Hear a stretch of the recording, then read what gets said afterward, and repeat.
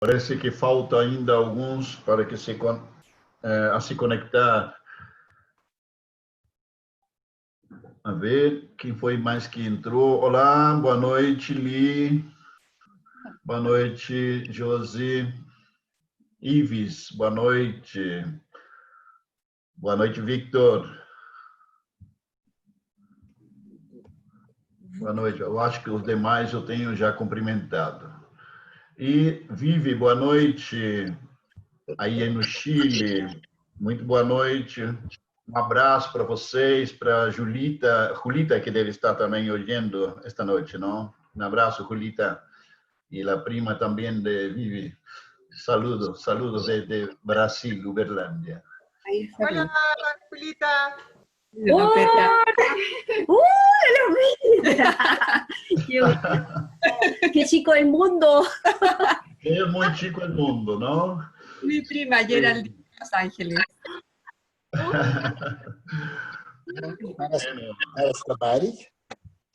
Bueno, queridos, estamos novamente preparados para poder continuar com o nosso estudo, né, no livro de Romanos.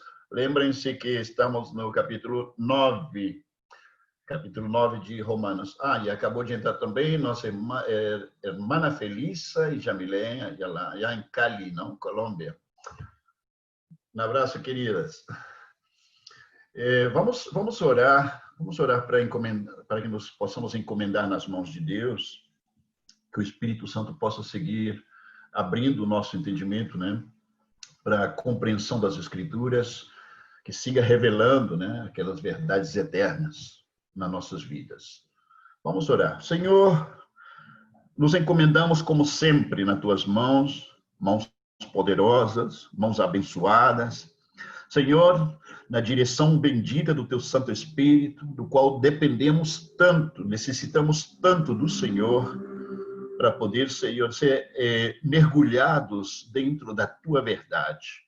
Sabemos e reconhecemos nossa insuficiência, nossa incapacidade humana, Senhor, reconhecemos nossas limitações, mas também esse reconhecimento vem acompanhado, Senhor, de plena consciência da nossa dependência da tua graça, dependência da sabedoria do Espírito, dependendo do Espírito da revelação, iluminando os olhos do nosso entendimento, para a compreensão de quem é Cristo e quem somos pelo chamado divino. Senhor, obrigado por esta oportunidade. Vem, Senhor, limpar na virtude gloriosa do teu sangue redentor, Senhor, que segue falando e operando a nosso favor. Vem, Senhor, limpar os nossos espíritos, nossas mentes, nossos corações, purificando-nos o poder do sangue bendito de toda contaminação de carne e de espírito, Senhor. Que seja a tua presença, que seja a tua glória, seja o teu poder manifestado durante esse tempo nas nossas vidas. Para nosso crescimento, Senhor, para o conhecimento da tua vontade e para a tua glória. Em nome de Jesus, Senhor, nos encomendamos nas tuas mãos. Amém. Bom, queridos, hoje nós vamos estar entrando, seguindo logicamente no capítulo 9 de Romanos, e vamos estar hoje vendo do versículo 25 ao 33. Mas como sempre, não? Nós fazemos uma pontualização, ou um resumo, né, do último tema, que teve também no capítulo 9, do versículo 19 ao 24. Vamos passar rapidamente sobre esses pontos que já tratamos na semana passada. E uma vez terminada essa pontualização, nós fazemos leitura também do texto que corresponde ao dia de hoje. Vamos rapidamente também ler esse texto da pontualização da semana passada, capítulo 9 de Romanos, do versículo 19 ao versículo 24, que diz o seguinte, o texto fala da soberania de Deus. Tu, porém, me dirás, de que se queixa ele ainda? Não? O interlocutor perguntando de que se queixa Deus ainda. Pois quem jamais resistiu à sua vontade? Quem és tu, ó homem, para discutires com Deus? Porventura pode o objeto perguntar a quem o fez, por que me fizeste assim? Ou não tem o oleiro direito sobre a massa, para do mesmo barro fazer um vaso para a honra e outro para a desonra?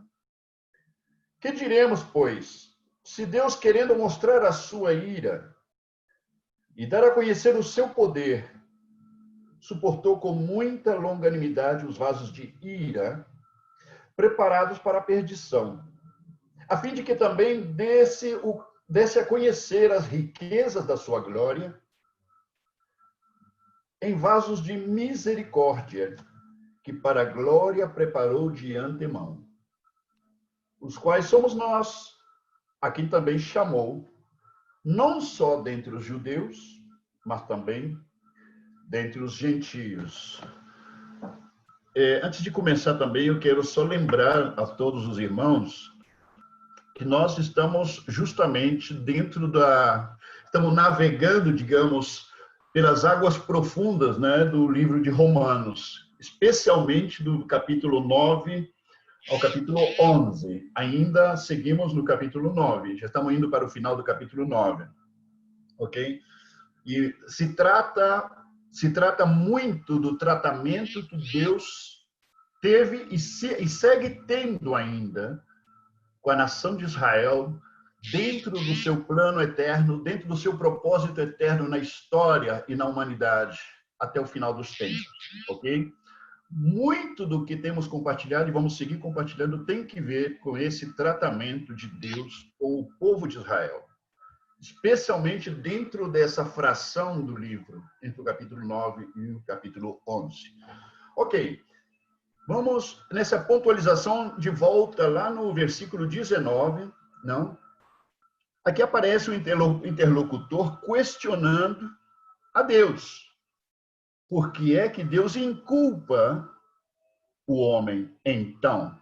Fazendo referência, logicamente, ao fato de que lá no versículo 18, disse que Deus terá misericórdia de quem Ele quer e Deus endurecerá a quem Ele quiser.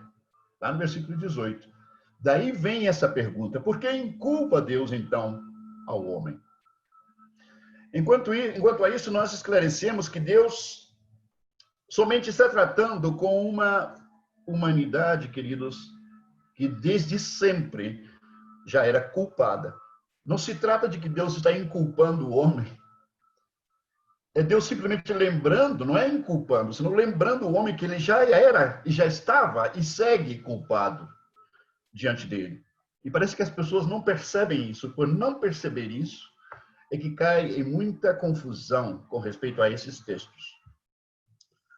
Também dissemos que Deus não deve misericórdia a ninguém. Deus não precisa prestar conta a ninguém. Ele não está obrigado a abençoar, não está obrigado a fazer o bem, não está obrigado a fazer misericórdia, não está obrigado nem sequer a nos perdoar. É outra coisa que o ser humano se esquece e anda cobrando a Deus de forma ilegítima, né? Também afirmamos que a soberania de Deus, o fato que Ele é soberano, que Ele intervém e faz o que Ele quer, como quer, quando quer, onde quiser e com quem quiser, isso não exime de maneira nenhuma ao homem da sua culpa e da sua responsabilidade perante a Deus. Nós mencionamos também o texto que aparece no capítulo 3 de João, que disse que Cristo veio para salvar o mundo e não para condená-lo. Por quê? Porque já estava condenado.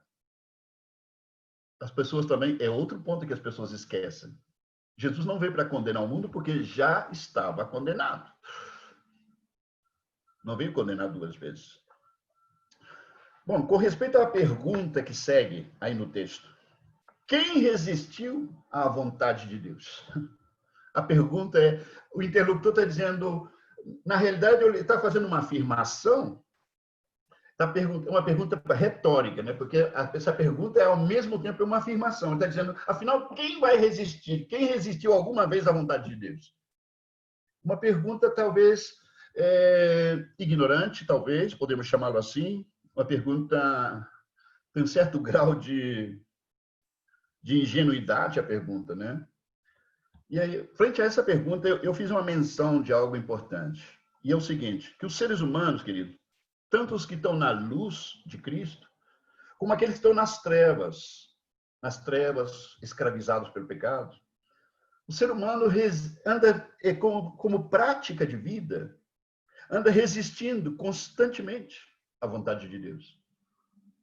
O homem, por se rebelar, por pecar em contra de Deus, é uma forma de resistir a Deus, à vontade de Deus. É uma forma de resistir ao Espírito, uma forma de resistir à graça de Deus, né, operante em nós. É uma forma de resistir, inclusive, o poder e a autoridade de Deus. O pecado é uma resistência à própria pessoa de Cristo, à própria pessoa de Deus. Então, perguntar quem alguma vez pôde resistir à vontade de Deus é quase absurdo fazer essa pergunta. E a pergunta é feita aqui dentro do texto, segundo o apóstolo Paulo, pelo interlocutor, como se fosse impossível resistir à vontade de Deus. E todos nós sabemos que resistir à vontade de Deus é o esporte favorito do ser humano. Ok. Também dissemos que Deus tem o direito soberano de intervir na vida do ser humano. Deus tem o direito soberano de intervir com a sua vontade, as suas decisões, a sua escolha sobre a vida de qualquer ser humano, sobre qualquer situação na história do ser humano nesta terra. Ele tem o direito soberano de intervir, porque, querido, se não fosse assim, nenhum de nós seríamos salvos. Se Deus não tivesse o direito soberano de intervir nas trevas, onde quiser, você e eu não seríamos salvos. Porque ele teve que entrar nas trevas. Ele teve que entrar nas trevas em contra da vontade sua, minha e do próprio Satanás. Porque ele queria nos resgatar. Porque ele nos escolheu e ele decidiu intervir para nos resgatar. Lembremos daquele texto, em João capítulo 6, versículo 44, né? Quando diz, Jesus fala, ninguém pode vir a mim se o Pai não o arrasta. Tem que ser arrastado das trevas para a luz. Porque o homem não pode, por sua conta, sair sozinho da sua condição caída nas trevas, na escravidão das trevas e do pecado. Ele não tem como sair.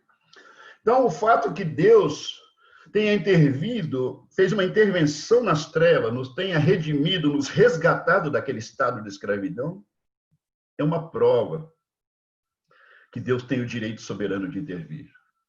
É uma evidência incontestável. É a decisão dele, como já mencionei, é a vontade dele e tem sido a escolha do próprio Deus. Lá no versículo 20, versículo 21, diz: quem és tu, ó homem, para discutires com Deus? Porventura pode o objeto perguntar a quem o fez, por que me fizeste assim?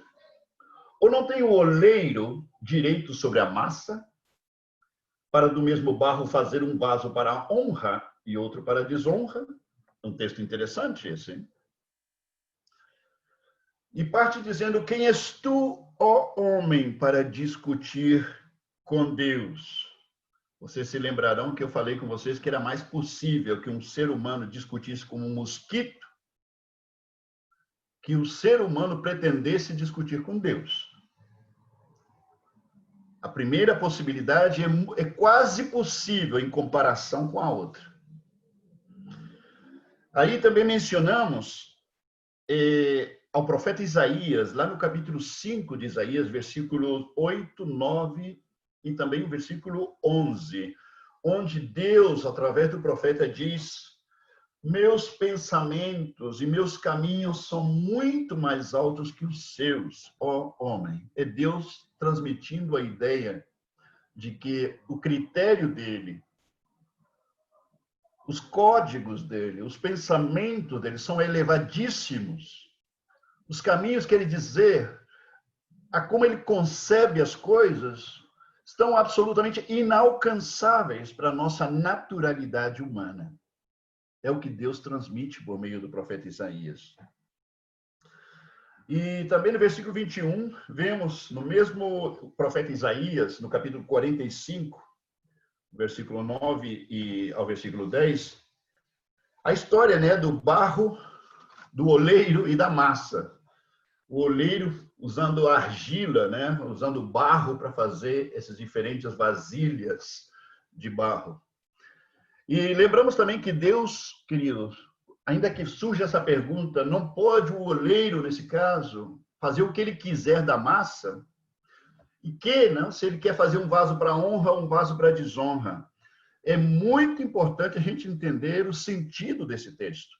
Lembramos que Deus, queridos, não precisava, nunca precisou e nunca vai precisar fazer vasos de desonra.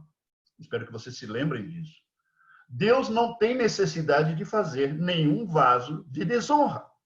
Simplesmente porque todos os seres humanos se tornaram sozinhos vasos de desonra, por ser herdeiros de Adão com a natureza caída de Adão. Portanto, são todos vasos de desonra. Deus não precisa inventar nenhum vaso de desonra. Ok? Ademais, esse texto que acabamos de ver não está afirmando que Deus fez vasos de desonra. Somente que afirma o direito que Deus tem, o direito soberano que ele tem de fazer um vaso de desonra se quisesse. Mas não está dizendo o texto que ele fez. Versículo 22, que entramos entre o versículo 22 e 23, que são textos bem profundos no contexto geral do livro de Romanos. Disse que Deus suportou com longanimidade os vasos de ira. Vamos ler esse texto. Versículo 22 diz o seguinte: que diremos, pois, se Deus, querendo mostrar a sua ira e dar a conhecer o seu poder, tinha dois propósitos: mostrar sua ira e dar a conhecer o seu poder. Havia dois propósitos. Ele suportou, queridos, disse suportou. Deus suportou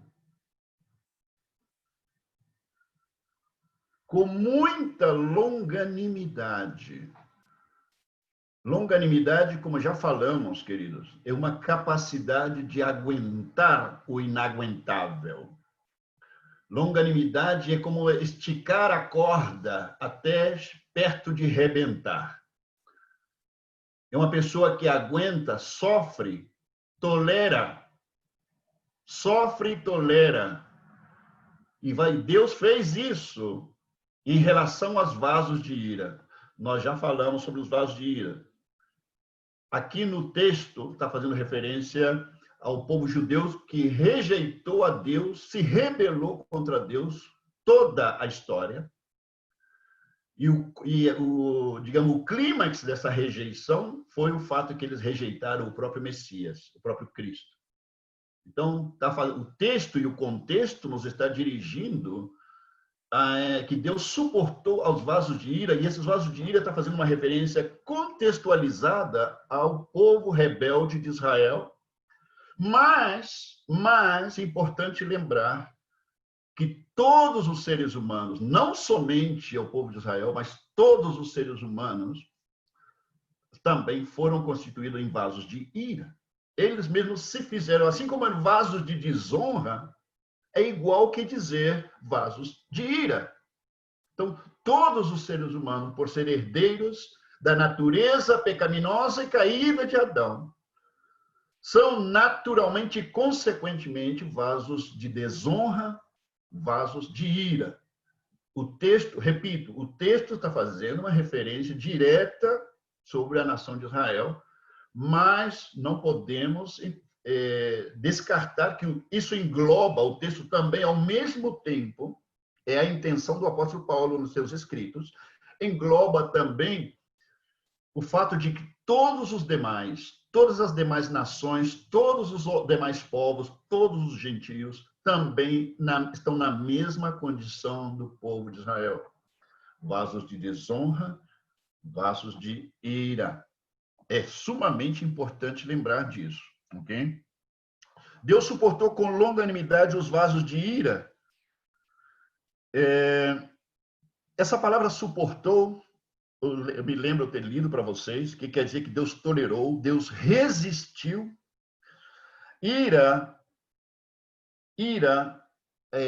desde a sua raiz do grego, significa indignação, castigo. É o que Deus sentiu, é o que Deus vivenciou. Quando falou da ira de Deus, falava da indignação de Deus e o castigo bem merecido do ser humano, e nesse caso dos vasos de desonra, vasos de ira. Diz, preparados para a destruição. Somente lembrar vocês a palavra grega katartizo, que eu já comentei com vocês na vez passada.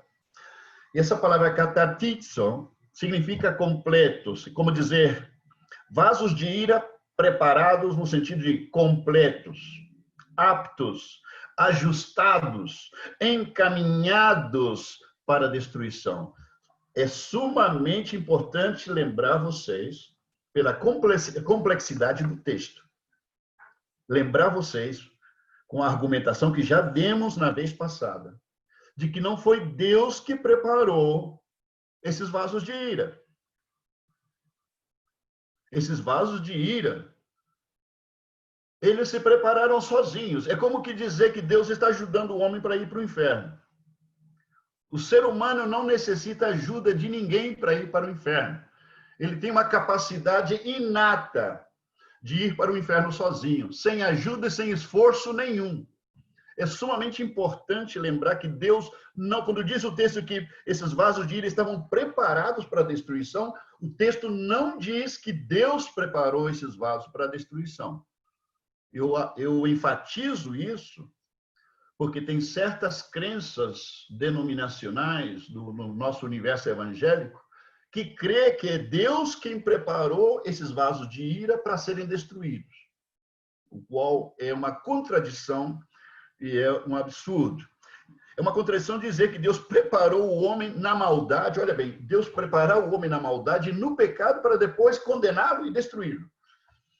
Não tem base. Esse pensamento contraditório atenta contra a natureza de Deus. E, ademais, não somente isso, o texto precisa ser entendido em forma contextualizada, precisa ter entendido no que está sendo dito na sua linguagem original também.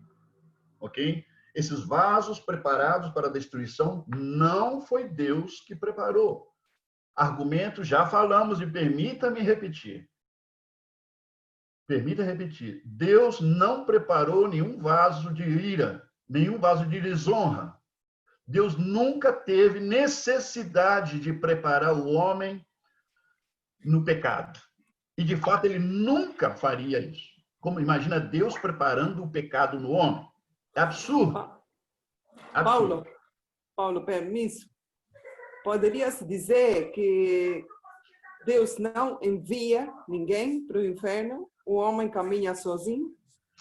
O homem, quando diz que estão preparados, lembra-se da palavra katatizo, que significa completos, aptos, encaminhados, ajustados. E como se diz, aperfeiçoados para a destruição. Tomando em conta que Deus não preparou, mas temos que lembrar, ainda que Deus não preparou o homem nesta condição de maldade, como vaso de ira, mas no juízo final, Deus vai emitir sentença. Ele vai decretar sentença sobre esses vasos de ira, sobre esses vasos que diz que estão aptos para destruição. É Deus que vai emitir sentença e Deus que vai também executar o castigo sobre esses vasos que ele não preparou. Ok? Paulo, só uma pergunta. O catartizo aí que você falou, ele é completo, apto, encaminhado somente para destruição ou para o significado da palavra é só para destruição ou não? É só para destruição. Esses para destruição. Obrigada. E esta palavra destruição também vimos, não, no grego apoleia, que significa ruína e perdição. Destruição está fazendo referência à ruína e perdição, apoleia, no grego. Então, são vasos aptos para a perdição eterna, se podemos parafraseá-lo, ok? Agora, interessante a pergunta que surge nesse texto é por que Deus suportou com longanimidade? Por que Deus tolerou com tanta paciência estes vasos de ira? Por que ele aguentou, sofreu isto? Ele fez isso porque isso obedecia o seu plano eterno. Isso obedecia o programa que Deus tinha. Lembre-se que Deus nunca teve um plano B para a salvação do homem. O plano de Deus sempre foi o plano A, que incluía a primeira aliança com a nação de Israel, a história do povo de Israel, o aparecimento dos profetas, dos patriarcas, o aparecimento da lei, do Primeiro Testamento, lembrando também que as promessas eternas foi primeiramente dada à nação de Israel, e o Cristo viria também de dentre os judeus. Da nação de Israel viria também o Cristo. Então, tudo isso tinha que acontecer. E tomou muitos séculos para acontecer. Então, o que o texto está dizendo? Que Deus, quando diz que Deus suportou com longanimidade, ele esperou o cumprimento de todas essas etapas da história, porque era necessário que se cumprira nos tempos. Olha bem, imagina se Deus não tivesse esperado os séculos, os milênios, até que chegasse o tempo em que Cristo tivesse que nascer nessa terra. Deus suportou o povo de Israel durante muito tempo, até o aparecimento de Cristo. Apareceu a Cristo, o que aconteceu? Deus teve que seguir suportando e aguentando a rebeldia do povo de Israel.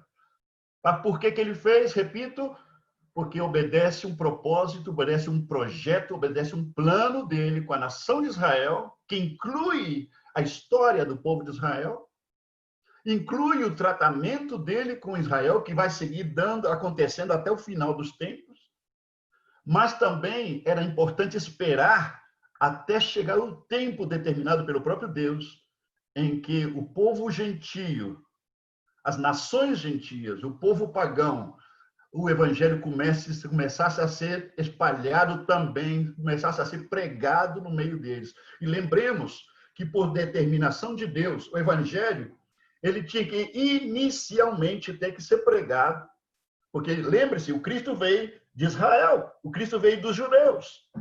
A primeira igreja foi judia. Foi constituída exclusivamente por judeus, a primeira igreja.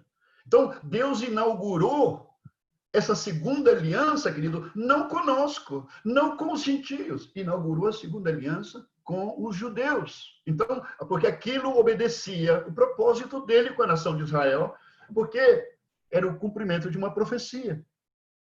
Que Deus constituiu o povo de Israel para que fosse luz para as nações. E esta foi a forma que Israel foi luz para as nações. E agora os tempos pertencem a ele.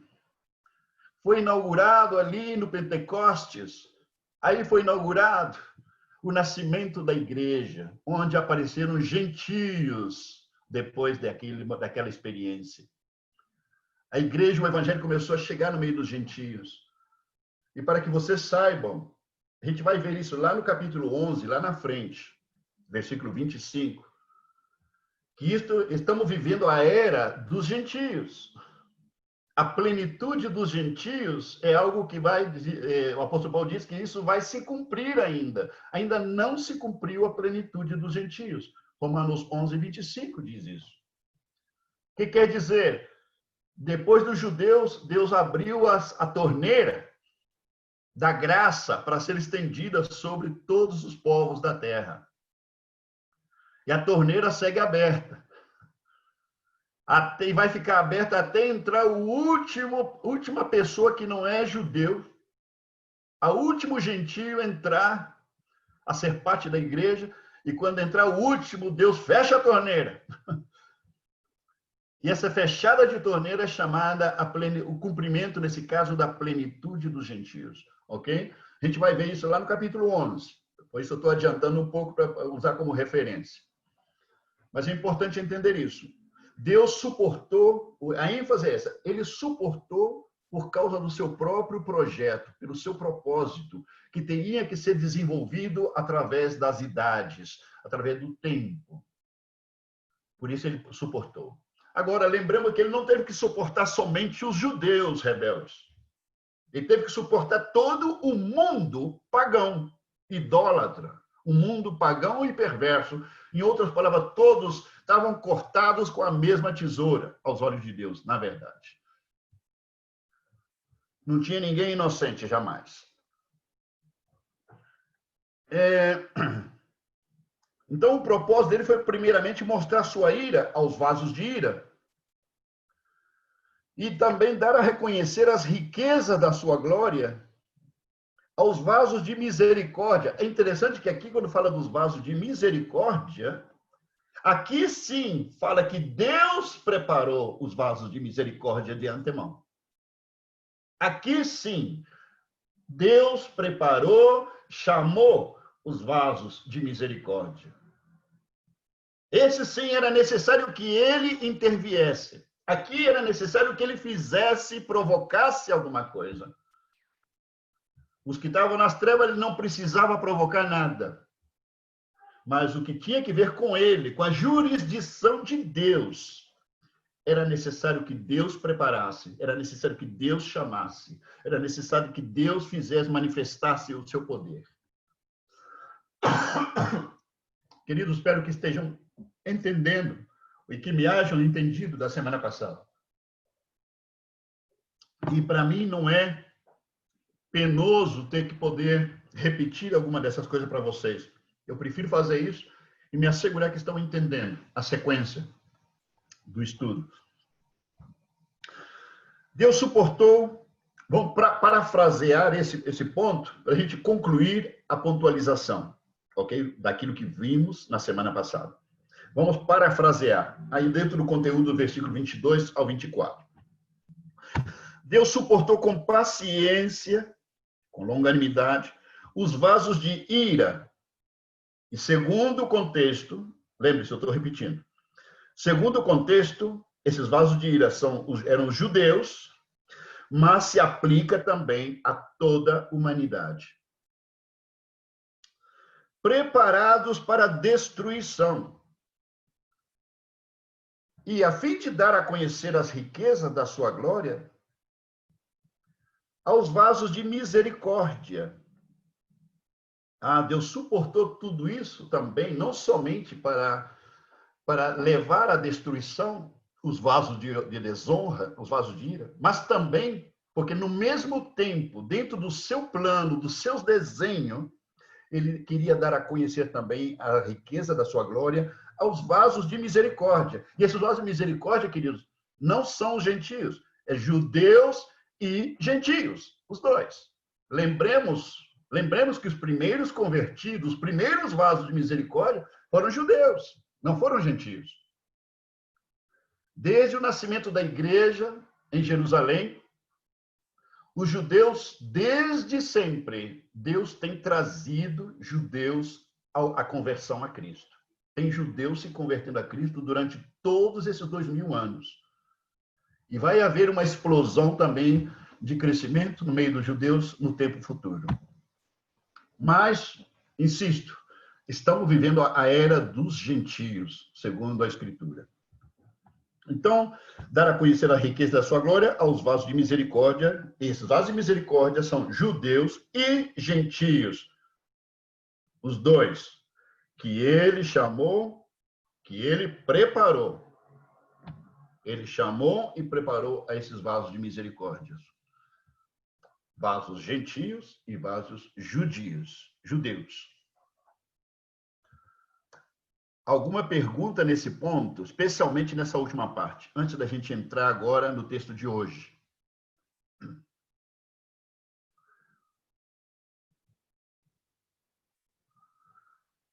Parece que não. Ok, vamos então ler o nosso texto de hoje, que é do versículo 25 ao 33.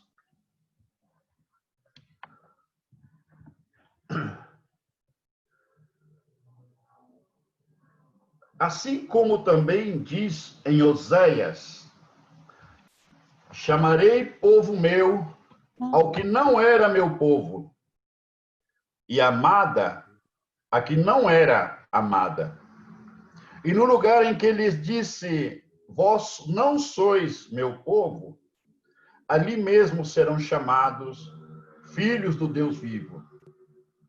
Mas, relativamente a Israel, dele clama Isaías: ainda que o número dos filhos de Israel seja como a areia do mar. Gente, presta atenção nesse versículo 27. Ainda que o número dos filhos de Israel seja como a areia do mar, o remanescente é que será salvo.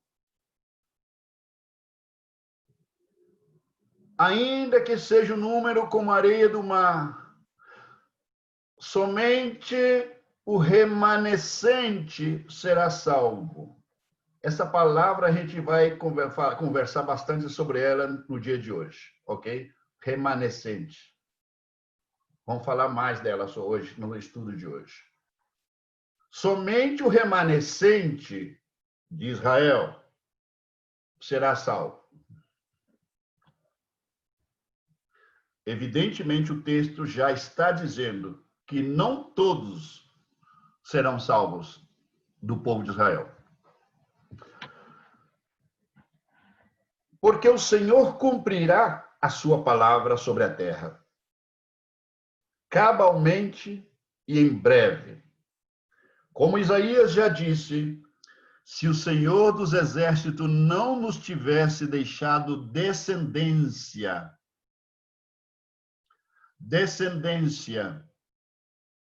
ter-nos íamos tornado como Sodoma e semelhantes a Gomorra. Que diremos, pois, que os gentios que não buscavam a justificação vieram a alcançá-la? Todavia, a que decorre da fé, Israel, que buscava a lei de justiça, não chegou a atingir essa lei. Por quê? Porque não decorreu da fé, e sim como que das obras. Tropeçaram na pedra de tropeço, como está escrito: eis que ponho em Sião uma pedra de tropeço e rocha de escândalo, e aquele que nela crê não será confundido. Um texto muito rico, profundo. Vamos lá. Versículos 25 e 26, queridos. Esse versículo 25 e 26, que parte dizendo, fazendo menção do profeta Oséias, é um pronunciamento do apóstolo em relação ao versículo 24,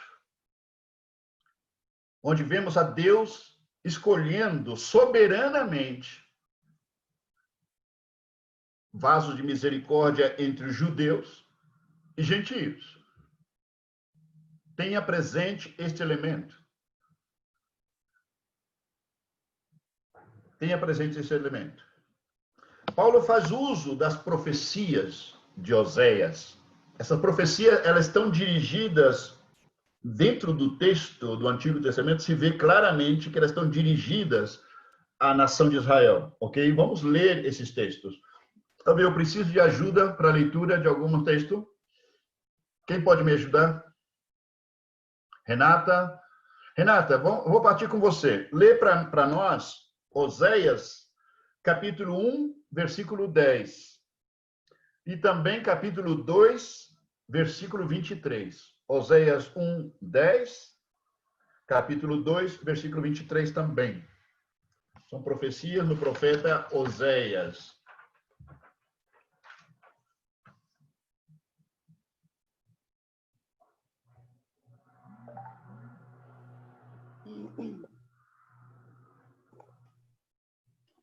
Já vou, gente. Procurando Oséias. Oséias 1, 10 e 2, 23. Renata, baixa o seu som. Oséias. Ah, tá, desculpa. Precisa na caixinha. Eu gosto de ouvir no som ambiente. Oséias 1:10. Todavia, o número de filhos de Israel será como a areia do mar, que não pode medir nem contar. E acontecerá que no lugar onde se lhes dizia, vós não sois meu povo, se lhes dirá, vós sois filhos do Deus vivo. Oséias 2, 23. 23.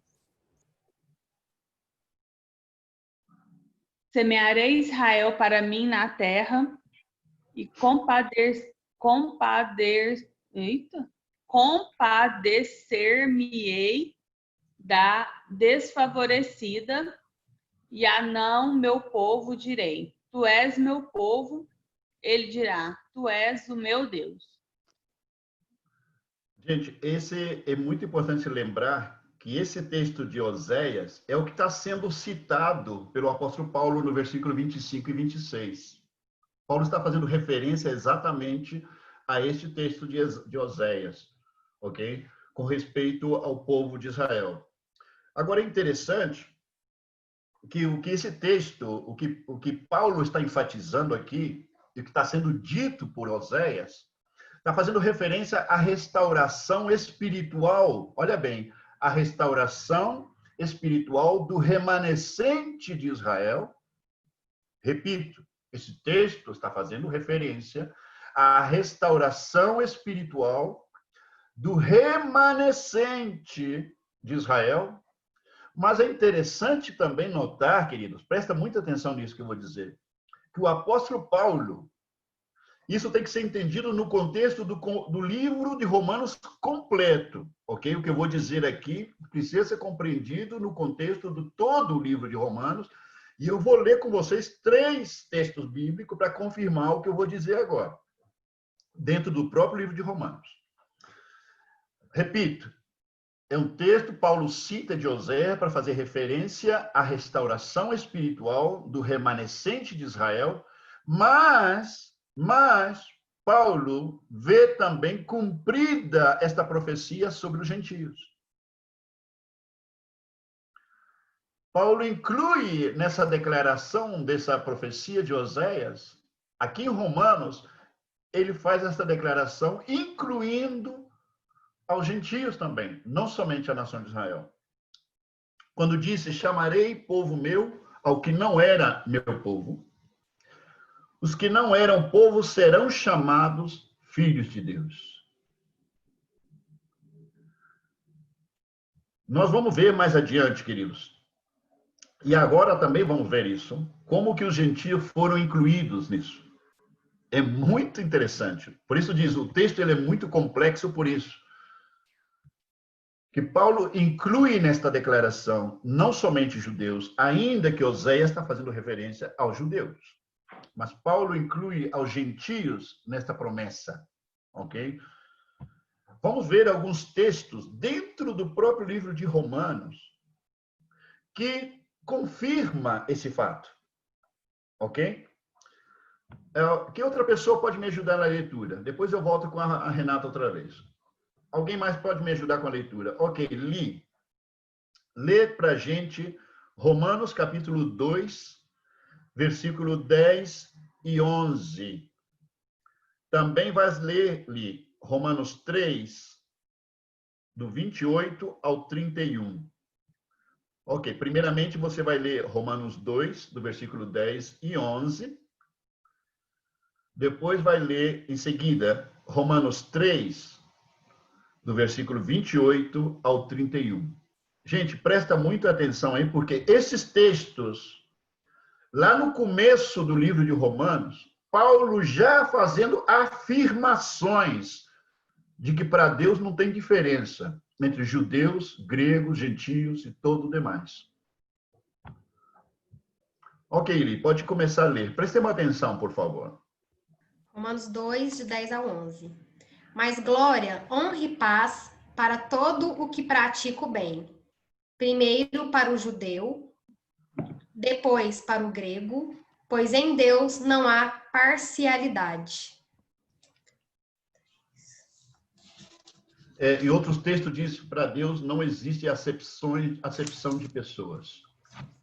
E esse, quando faz essa declaração o apóstolo, queridos, o que ele tem em mente justamente são judeus e o povo não judeu, judeus e gentios. É o que ele tem em mente. Ok? Pode ter certeza que Paulo, quando inclui nessa declaração, no versículo 25 e 26, aos gentios, nessa promessa que aparece em Oséias, é simplesmente sequência daquelas mesmas afirmações que ele faz, que para Deus não tem diferença. Ok, o capítulo 3, versículo 28 ao 31, que volta a afirmar exatamente a mesma coisa. Pois sustentamos que o homem é justificado pela fé, independente da obediência à lei. Deus é Deus apenas dos judeus? Ele não é também o Deus dos gentios? Sim, dos gentios também, visto que existe um só Deus, que pela fé justificará os circuncisos e os incircuncisos. Anulados, então, a lei pela fé? De maneira nenhuma. Ao contrário, confirmamos a lei. Paulo afirma aqui, não deixando dúvida alguma, que os gentios são incluídos na promessa, quando ele diz que Deus justificará pela fé aos circuncisos, quer dizer, judeus, porque os judeus praticavam a circuncisão, e justificará pela mesma fé ao incircunciso, quer dizer, todos os demais povos. Qualquer outro tipo de pessoa que não fosse judeu era considerado incircunciso. Ok? Para que vocês entendam o que o texto está dizendo. Aí, nesses dois textos, vemos claramente esta realidade. Vou pedir ainda, Pedro Júnior, você pode ler para a gente, esse texto ele é muito emblemático, está dentro da mesma linha do que estamos falando. Gálatas capítulo 3, do versículo 26 ao 29. Gálatas 3, do 26 ao 29. Esse texto aqui repete de outra maneira exatamente as mesmas afirmações que estamos fazendo aqui. Porque todos sois filhos de Deus, pela fé em Cristo Jesus. Porque todos, quanto fostes batizados em Cristo, já vos revestistes de Cristo. Nisto não há judeu nem grego, não há servo nem livre, não há macho nem fêmea, porque todos vós sois um em Cristo Jesus. E, se sois de Cristo, então sois descendência de Abraão e herdeiros conforme a promessa. Olha bem o que o apóstolo Paulo está dizendo, gente. Porque se sois de Cristo, se você é de Cristo, você é descendência de Abraão. Lembre-se, os filhos da promessa. Lembra que a gente falou disso? Se sois de Cristo, são descendência de Abraão, conforme a promessa. Ali se cumpre aquela promessa que Deus fez a Abraão e a Isaque. Que em Isaque seria chamada descendência, que nele seriam abençoadas todas as famílias da terra. O que quer dizer? Os filhos espirituais de Deus, os descendentes de Abraão, espiritualmente, não são segundo a carne. Já estudamos essa parte. Senão aqueles que são espiritualmente segundo a promessa de Deus. Por isso, Paulo aqui em Gálatas diz, se você é de Cristo, você é o filho de Abraão também. Você, descendente de Abraão também. Você, filho da promessa. É o que Paulo está afirmando nesse texto. Sigamos. Vamos ao versículo 27 agora, ao versículo 29. Olha o que diz aqui. Mas relativamente a Israel, dele clama Isaías, ainda que o número dos filhos de Israel seja como a areia do mar, o remanescente é que será salvo. Porque o Senhor cumprirá a sua palavra sobre a terra, cabalmente em breve. Como Isaías já disse, se o Senhor dos exércitos não nos tivesse deixado descendência, ter-nos-íamos tornado como Sodoma e semelhantes a Gomorra. Gente, essas são declarações sumamente fortes e importantes em relação ao povo de Israel. Esse texto também é uma referência, está lá no profeta Isaías também. Vamos ler o texto lá em Isaías, onde Paulo está lembrando o que ele está falando aqui. Paulo está citando um texto que está em Isaías, capítulo 10, do versículo 20 ao versículo 23. Isaías, capítulo 10, do versículo 20 ao versículo 23. Marcos, você pode ler para mim? Isaías, capítulo 10, versículo 20 ao 23. Este que acabo de ler aqui em Romanos, versículo 27 ao 29, é Paulo citando Isaías, capítulo 10, versículo 20 ao 23. Lê para a gente aí, Marcos.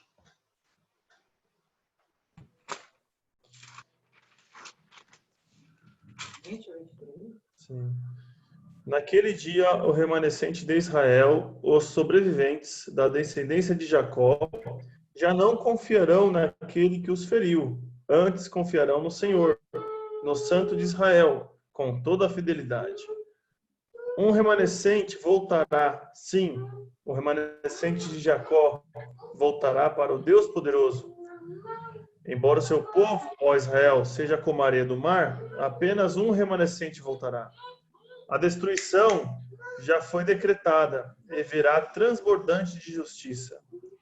O soberano, o Senhor dos Exércitos, executará a destruição decretada contra todo o país.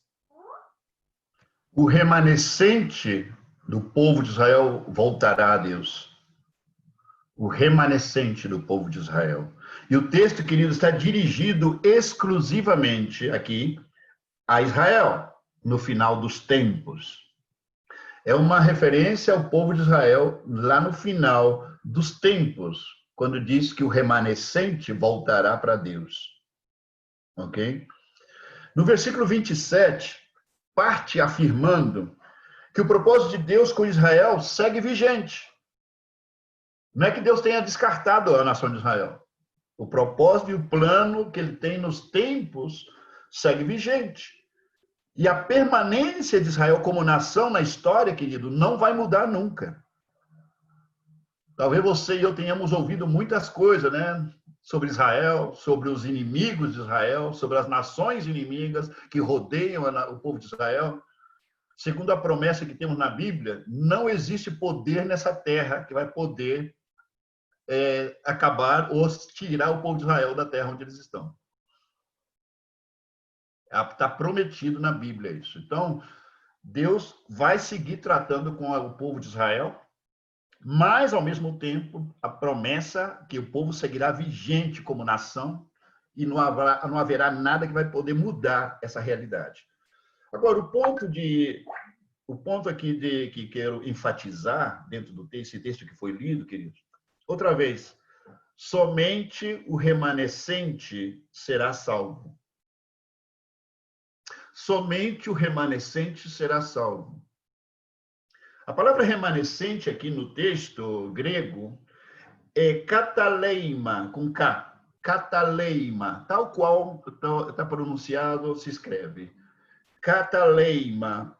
E essa palavra kataleima, para remanescente, também significa o restante, o resto, ou poucos, poucos, e, logicamente, remanescente.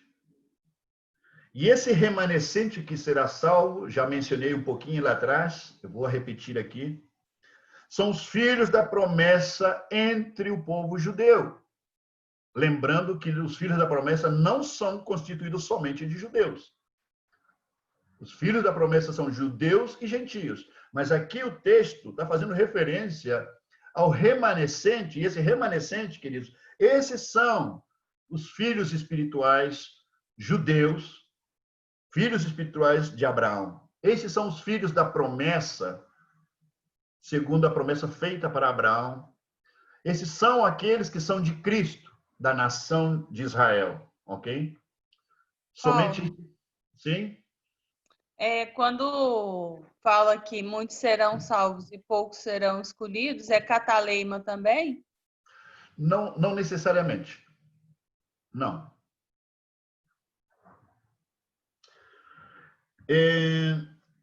Gente, está claro isso. É muito importante. Eu preciso que vocês se lembrem disso que eu acabei de mencionar.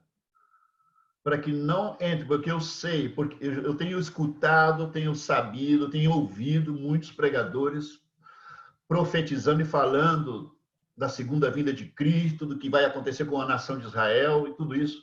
Mas está completamente, muitas dessas declarações estão contrárias ao que o texto de Romanos ensina. Totalmente contrárias. Por isso, para mim, é muito importante que você entenda o que o texto em Romanos está dizendo. Ok? Então, somente o remanescente, que quer dizer poucos, serão salvos. Dentre a nação de Israel, poucos serão salvos. E esses poucos salvos são considerados os verdadeiros descendentes de Abraão.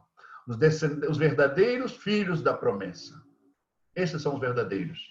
Juntamente com aqueles gentios que também chegarão a Cristo. Serão, como se diz, embutidos, serão inseridos dentro desse título de filhos da promessa. Descendentes de Abraão. Ok, sigamos.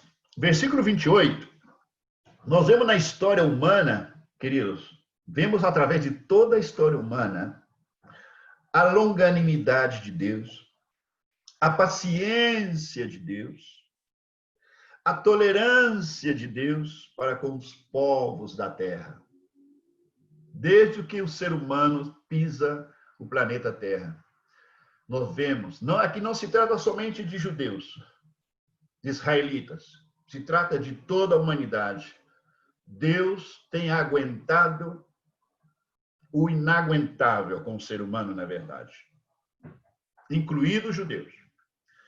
A gente pode lembrar, por exemplo, quando lembramos do que aconteceu no dilúvio, né? O texto lá em Gênesis, capítulo 6, se você ler lá, depois você pode anotar e ler depois que a gente termina. Gênesis 6, do versículo 5 ao 8. Aí o texto nos fala como que a terra se colmou, se encheu da maldade do homem.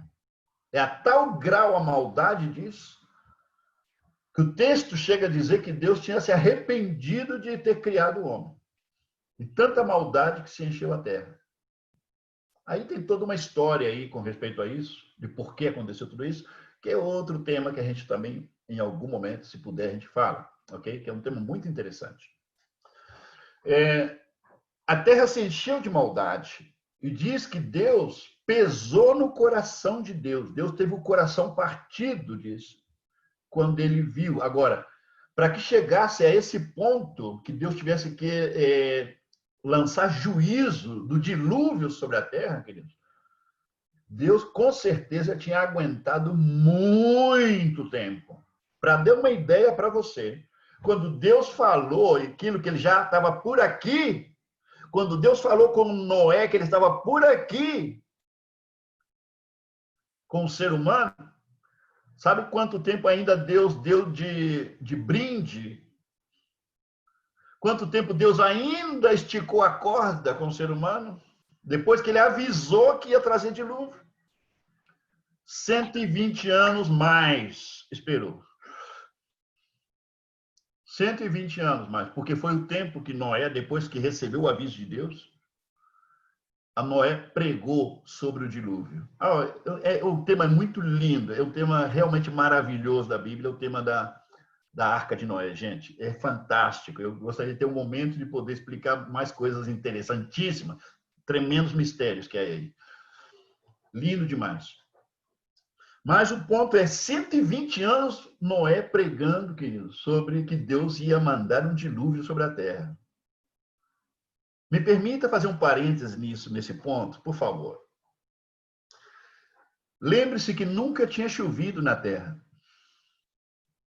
O povo, nenhum ser humano jamais tinha visto uma chuva em toda a sua existência. E aparece um cara dizendo que ia cair água do céu. Ia cair água do céu e ia cobrir a terra inteira. Aquele velho tinha que estar louco, né? Para a maioria que estava escutando aquilo, de fato foi assim. Um velho estava pirado, né? Falando que ia cair água do céu. Que isso?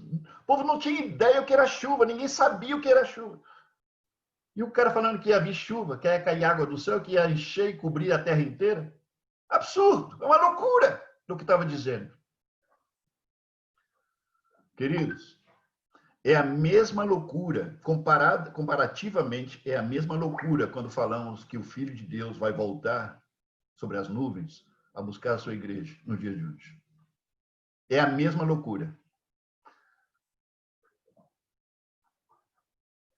Bom, fecha o parênteses.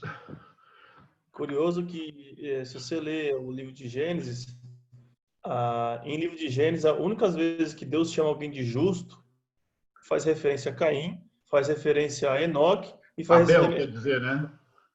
Perdão, Abel, Enoque e Noé. Abel e Enoque já não estavam na terra. Só Noé e sua família, não dá nem para saber se sua família era justa, né? Porque às vezes Noé obrigou a entrar. Só Noé que foi salvo. Mas imagina milhões e milhões de pessoas vivendo na terra. Que loucura. Essa mesma loucura se repete hoje, porque o mundo inteiro, ninguém acredita que os bilhões que tem hoje na terra vão se condenar e Deus vai salvar só 8 famílias. Paulo, com respeito à remanescente que o senhor está falando, o senhor disse que remanescente. O caso de Noé com a família dele, Marcos, eles eram como uma figura do remanescente. Quando eu falo de Noé, eu costumo falar para o pessoal o seguinte: quantas pessoas você acha que tinha no planeta Terra quando Noé estava vivo? Eu falo assim, olha, joguemos bem baixo. Pensemos em um número bem baixo. 100 mil pessoas. 100 mil. Queridos, de 100 mil, só 8 pessoas se salvaram. 8! Isso sim que é um remanescente. Isso sim é um remanescente. Quando a Bíblia está dizendo aqui em Romanos que somente o remanescente será salvo, está falando que um número muito reduzido será salvo.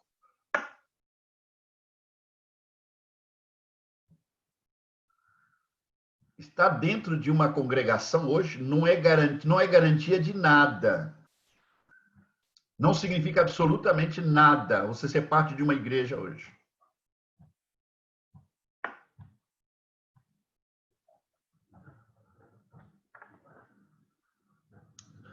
Estão falando do dilúvio, mas também temos outra pergunta interessante. Quanto você acha que Deus teve que aguentar? Olha bem, até quanto teve que aguentar Deus até chegar o momento de derramar juízo sobre Sodoma e Gomorra? Sodoma e Gomorra era considerado como a expressão mais terrível de toda a perversão humana. Se vocês leem o texto bíblico, lá em Gênesis também, capítulo 18, anotem aí para depois vocês lerem. Gênesis 18, do versículo 16 ao versículo 33, conta a história aí. Que Deus se manifestou em forma encarnada, a Trindade se manifestou em forma encarnada, lá na barraca lá do Abraão, dizendo que ia destruir Sodoma e Gomorra. E, de repente, na hora que estavam indo, Abraão chega para Deus e fala assim, Deus, mas me permite uma perguntinha? Tem muita gente em Sodoma e Gomorra. Agora, quando fala em Sodoma e Gomorra, a realidade está fazendo referência a 5 cidades, queridos. Não era somente 2, 5 cidades. Era muita gente. E Abraão pergunta, Deus, e se tiver 50 justos lá? Você vai destruir igual? E Deus fala, se tiver 50 justos, eu não vou destruir, não. Por causa dos 50, o resto vai de carona. Mas se tiver 30, e se tiver 20? E chegou até 10. Abraão chegou, e Deus, e se tiver só 10? O Senhor vai destruir? Deus falou, se tiver 10, eu não destruo. Mas sabe qual é o problema, queridos? Não tinha 10.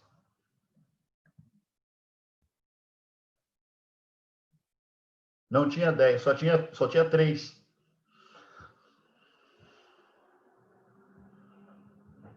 Agora a pergunta é quanto Deus teve que aguentar a podridão de Sodoma e Gomorra. Lembre-se quando os 2 anjos chegaram na casa de Ló, os de Sodoma e Gomorra queriam aqueles 2 anjos para ter relações sexuais com eles. Você vê o grau da podridão. Mas sabemos que o juízo de Deus veio. Alguém de Deus fez falar, não, é que tinha 4. Não tinha 4, não tinha 3. A mulher de Ló foi convertida em sal, né? Você se lembra disso?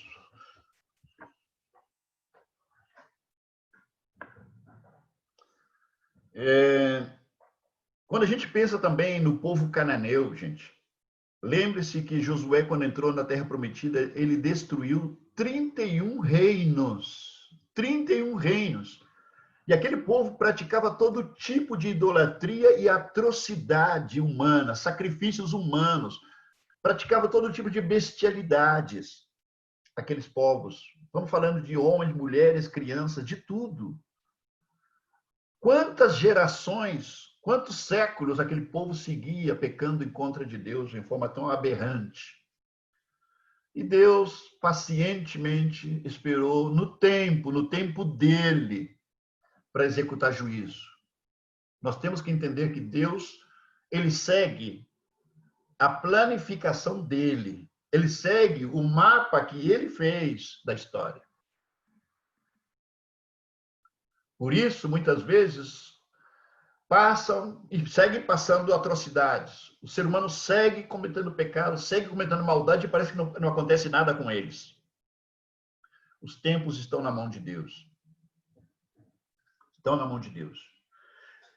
Então, diz o texto, queridos, que Deus aguenta também a Israel até completar o tempo dos gentios. Olha bem, até completar o tempo dos gentios, Deus vai seguir aguentando Israel, porque Israel segue rebelde contra Deus até o dia de hoje. Israel rejeitou o Messias e segue rejeitando o Messias até o dia de hoje. Em outras palavras, Deus segue tolerando os vasos de ira e de desonra. Até chegar ao cumprimento da plenitude dos gentios, que eu mencionei para vocês, que está em Romanos 11, 25, a gente vai chegar lá. 11, 25. Depois disso, segundo o versículo 28, diz que, primeiramente, que quando se tenha cumprido a plenitude dos gentios, é Deus falando, já, basta, basta. Até aqui chegamos. E, queridos, a consequência, falando da nação de Israel, Mas lembre-se, quando falamos da nação de Israel, é o retrato vivo de uma figura ainda muito maior, que é o resto do mundo. Tudo que aconteceu com Israel, também, em certa medida de proporção, vai acontecer com o resto do mundo também. Quando chega esse momento da plena cumprida, entrou o último gentio na graça, na salvação por graça e por fé, a torneira de Deus fecha para o mundo que não é judeu. Se fecha a torneira. Mas, para então, muitos judeus já têm se convertido também. Mas, curiosamente, como diz o texto, sempre só tem sido poucos. São poucos os que têm se convertido do povo judeu, que têm se convertido a Cristo. São um número sumamente reduzido. E, de fato, o contexto do livro de Romanos está dizendo que a grande maioria da nação de Israel será destruída pelo próprio Deus. Vai haver juízo e destruição sobre o povo judeu, a grande maioria. E somente o remanescente será salvo. Em outras palavras, poucos serão salvos. Comparativamente, serão poucos. Então, queridos, a intervenção de Deus, segundo o versículo 28, será conclusiva no trato dele com a nação de Israel e também com os gentios. Deus segue tratando com ambos, Israel e os gentios, ao mesmo tempo. Será conclusiva, isso já no final dos tempos. Eu quero, somente para amarrar isso que acabo de mencionar, que alguém leia para mim, por favor, Jeremias capítulo 31, versículo 7, porque aí aparece o que eu acabo de mencionar. Jeremias 31, versículo 7. Quem pode ler? Alguém pode ler para mim aí? Ok, Pedro Júnior, lê para a gente aí. Porque assim diz o Senhor: cantai sobre Jacó com alegria, e exultai por causa... É esse Jeremias 31, 7? Sim, Jeremias 31, 7. Porque assim diz o Senhor: cantai sobre Jacó com alegria, e exultai por causa do chefe das nações. Proclamai, cantai louvores e dizei: salva, Senhor, ao teu povo, o restante de Israel. Esse restante que diz aí, a mesma palavra para remanescente, por se acaso. Salva, Senhor, o remanescente de Israel. Por enquanto, queridos, em se tratando de Israel e dos gentios, Deus vai seguir permitindo que as coisas sigam seu curso, que tem tido até agora. Por quê? Porque obedece ao plano de Deus. Isso. Tanto entre os judeus como os gentios. Deus vai seguir permitindo que siga o seu curso. Ok? Mas quando ele intervenha em forma conclusiva, queridos, isso será abreviado no tempo. A coisa vai ser muito mais rápido do que se pode imaginar. Segundo o texto do versículo 28 de Romanos 9. Lá no versículo 29, aqui o apóstolo Paulo cita também outra profecia de Isaías. Paulo, perdón.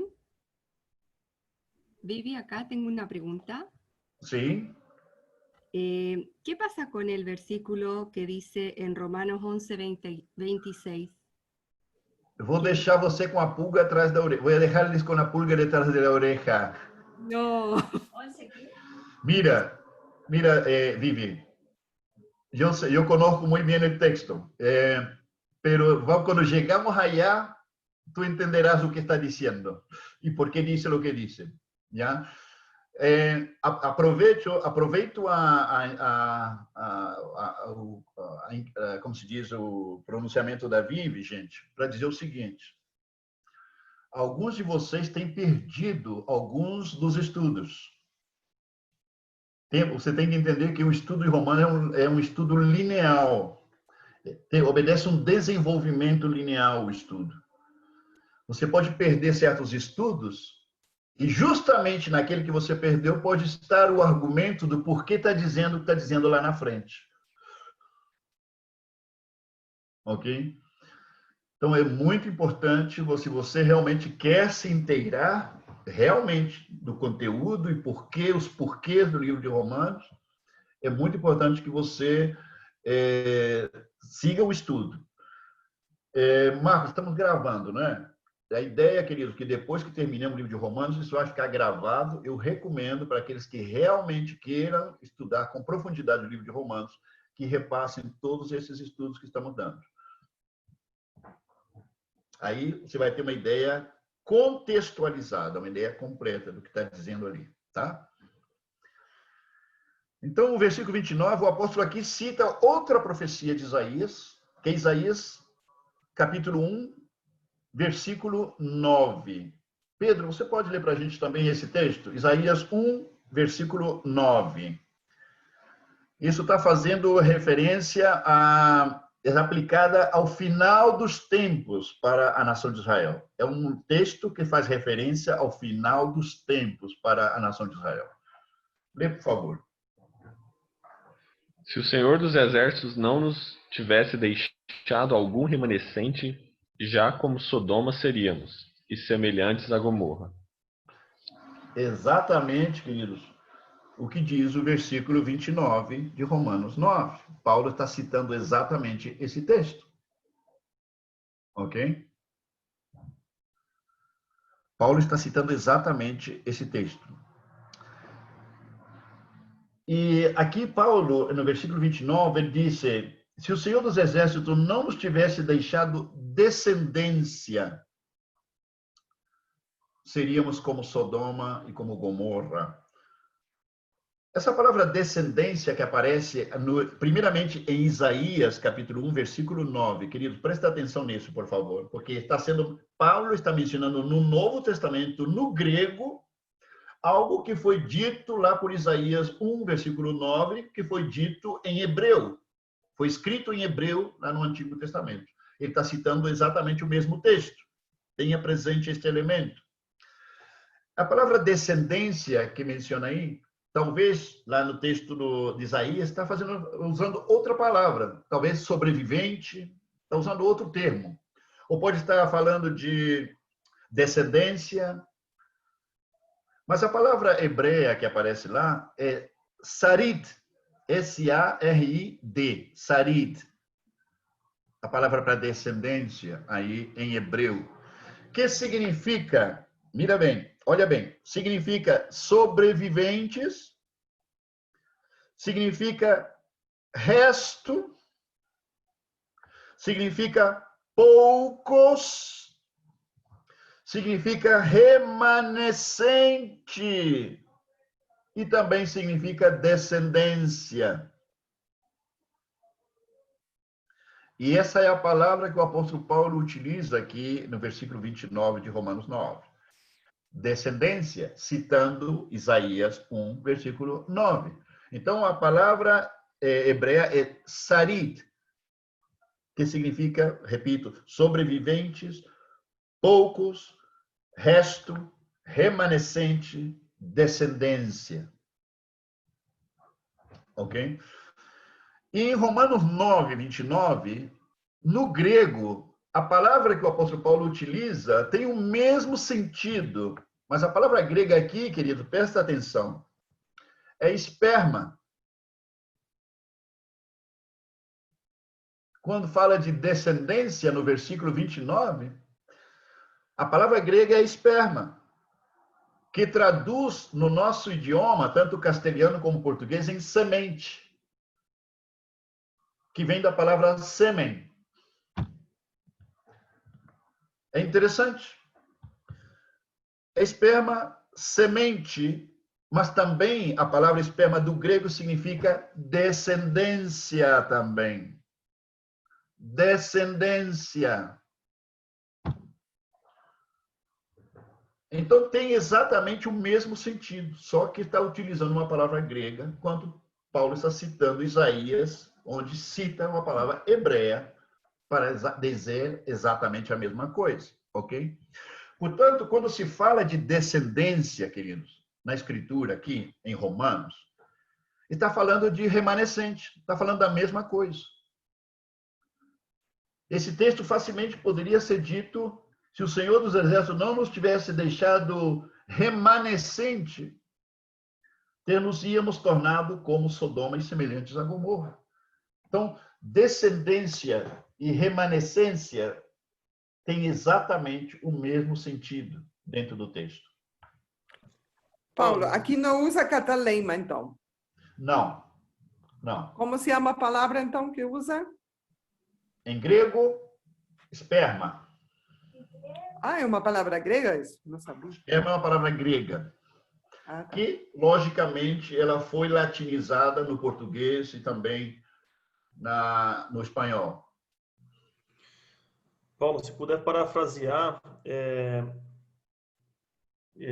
Isaías estava falando aqui, se o Senhor dos Exércitos não nos tivesse deixado remanescente, ele estava falando se ele não tivesse operado sua misericórdia no sacado das trevas para a luz, né? Exato. Lembrando que remanescente, Deus sempre, quando falamos da segunda vinda de Cristo, a Bíblia sempre está apontando Deus trabalhando com remanescente, seja de judeus, como seja de gentios. Sempre é remanescente, queridos. Sempre é remanescente. E quando se fala de remanescente, está falando da descendência espiritual de Abraão. Dele está falando. Seja de judeu ou seja de gentio. Está claro isso, gente? Ok. Sigamos. Não podemos esquecer, falando disso que eu acabei de mencionar, queridos, nós não podemos esquecer, aqui eu quero buscar novamente a forma de lembrança, né? No mesmo capítulo 9, do versículo 6 ao 8, tem que ver com isso que eu acabo de afirmar para vocês. É a modo de referência e de lembrança. Vou ler aqui. Lembra, olha bem o que está escrito por o apóstolo Paulo. Está dentro do que eu estou falando. E não pensemos que a palavra de Deus haja falhado. Porque nem todos os de Israel, olha bem, gente, Vive, esse é muito importante você ouvir esse texto. Porque nem todos os de Israel são, de fato, israelitas. Nem todos os de Israel são, de fato, israelitas. Nem por serem descendentes de Abraão, são todos seus filhos. Mas em Isaque será chamada a sua descendência. Em Isaque será chamada a sua descendência. Isto é, o que quer dizer isso? Estes filhos de Deus não são propriamente os da carne. Não é segundo uma descendência natural. Mas devem ser considerados como descendência os filhos da promessa. Devem ser considerados remanescente os filhos da promessa. Devem ser considerados descendentes de Abraão os filhos da promessa. Que são os filhos de Abraão segundo a promessa, segundo no espírito, e não segundo a carne. Que quer dizer, não por descendência física. Gente, está claro o texto? Porque Isaac foi gerado sobrenaturalmente. Exato, também. Porque a promessa foi feita sobre a pessoa do Isaac. Por isso que fala que em Isaac será sua descendência. Porque em Isaac será a descendência. E tanto que na hora que diz que essa promessa que Deus faz a Abraão, que em ti serão benditas todas as famílias da terra, gente, com isso está falando que o evangelho chegaria a todos os povos, não somente a Israel. É interessante que essa promessa se faz a Abraão e depois Deus faz a promessa também, a mesma promessa a Isaac. Falando em Isaac, sobre em ti serão benditas todas as famílias da terra. E aí parou. Tá? Espero, queridos, que vocês estão seguindo com claridade tudo que eu estou explicando. Eu sei que o tema é complexo. Eu sei, estou consciente disso. Já? Mas espero que vocês estão podendo realmente acompanhar. Porque é importante entender para não errar com respeito a isso. Então, não podemos esquecer desse texto. Capítulo 9, do versículo 6 a 8. Em Isaac será chamado descendência, os filhos da promessa. No final, olha bem, no final de tudo, a grande maioria da nação de Israel sofrerá juízo e condenação. E o que o texto diz lá em Isaías 1:9, olha bem, ele disse, se Deus não tivesse deixado descendência, como Sodoma seríamos, e semelhante a Gomorra. O que está dizendo o texto isso? Que meritoriamente, por mérito, o povo de Israel, que resistiu e rebelou contra Deus, terão a mesma condenação, são merecedores da mesma condenação e a mesma destruição que recebeu o povo de Sodoma e de Gomorra. Esse é o que o texto está dizendo. É o que a Bíblia está dizendo. Que a destruição e a condenação que virá da parte de Deus, está falando da nação de Israel. Por mérito, será da mesma forma, na mesma medida com que foi castigado Sodoma e Gomorra. Se o povo de Israel é rebelde e merece isso, imagina o que merece o resto do povo que habita essa terra.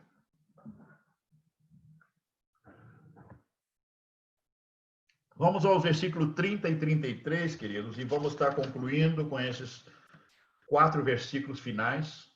Vou estar resumindo o conteúdo deles, porque está falando a mesma coisa nos 4, ok? Então, vou resumir em algumas frases, e com isso vamos estar concluindo por esta noite.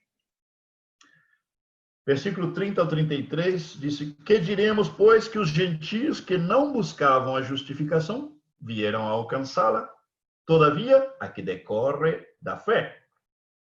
Israel, que buscava a lei de justiça, não chegou a atingir essa lei, por quê? Porque não decorreu da fé, e sim como que das obras.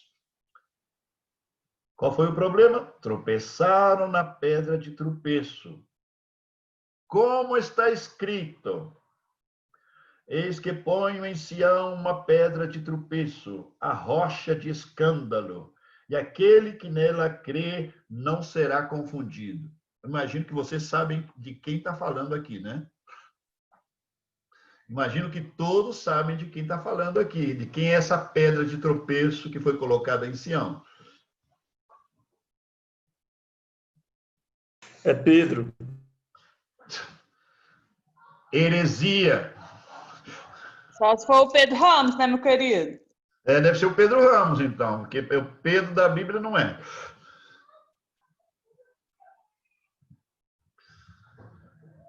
A pedra de tropeço, queridos, para que não fique nenhuma dúvida, o Marcos está confundindo vocês aí, a pedra de tropeço, a rocha de escândalo, é Cristo.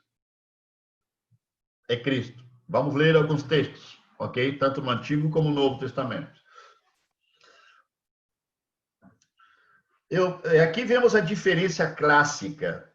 Escutem bem. A diferença clássica, queridos, entre o religioso que faz de tudo para agradar e alcançar a Deus e busca a sua justificação por meio das obras, por meio do seu ativismo religioso. E aquele que é buscado, a diferença com aquele que é buscado e alcançado por Deus, pela fé nele, é justificado. Essa é a grande diferença entre um verdadeiro cristão e, se me permite a loucura, vou dizer isso. A grande diferença entre ser um cristão bíblico e um evangélico.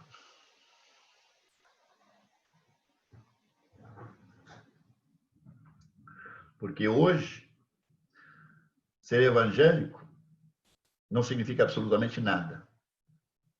Absolutamente nada. Agora, que existem muitos evangélicos que são cristãos, existem. Tem muitos evangélicos que são cristãos, que são filhos de Deus.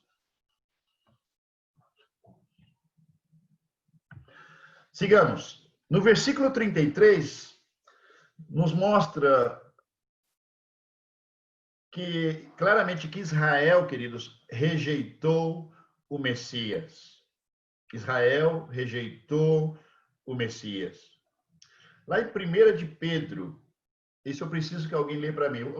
Pedro, você mesmo. Lê para a gente aí. 1 de Pedro, capítulo 2, do versículo 4 ao 8. Pedro faz referência nesse texto a essa pedra de escândalo, essa rocha de escândalo, essa pedra em Sião. 1 de Pedro 2, do versículo 4 ao versículo 8. É interessante, queridos, que muitos creem que Pedro era a rocha, era a pedra principal. E nesse texto, o próprio Pedro está desmentindo isso. O próprio Pedro desmente essa crença religiosa e tradicional, dizendo que ele, mostrando que a pedra, a rocha, não é ele, é outro. Pedro, lê para a gente aí, por favor, prestem atenção. E chegando-vos para ele, pedra viva, reprovada, na verdade, pelos homens, mas para com Deus eleita e preciosa. Vós também, como pedras vivas, sois edificados casa espiritual e sacerdócio santo, para oferecer sacrifícios espirituais agradáveis a Deus por Jesus Cristo. Por isso também na Escritura se contém: eis que põe em Sião a pedra principal de esquina, eleita e preciosa, e quem nela crer não será confundido. E assim para vós, os que credes, é preciosa, mas para os rebeldes, a pedra que os edificadores reprovaram, essa foi a principal da esquina. E uma pedra de tropeço e rocha de escândalo, para aqueles que tropeçam na palavra, sendo desobedientes para o que também foram destinados. Interessante. Pedro dando testemunho da pedra principal e da rocha verdadeira, sobre a qual a igreja é construída. Interessante, né? Que quando a gente fala de Roma, Roma devia ler e estudar Romanos.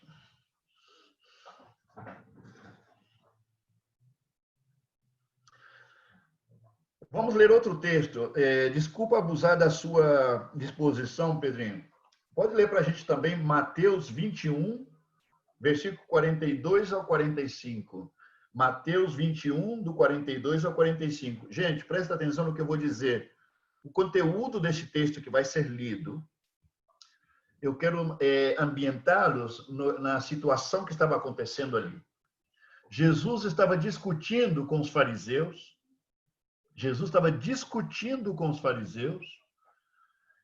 E Jesus afirma para eles, olha bem, Jesus diz aos fariseus, como representantes da nação de Israel, de que o reino de Deus